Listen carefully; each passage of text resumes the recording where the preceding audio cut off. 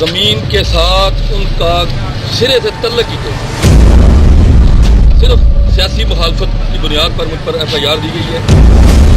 और जिस प्रोग्राम में MNA साहब हैं कि हम उनके हाथ में बैत कर लेंगे, ये गलतफहमी वाली सोच है। मैं चक्के पत्ते अड्डे नहीं लेता और ना मैं लोगों की जेबें काटता हूँ।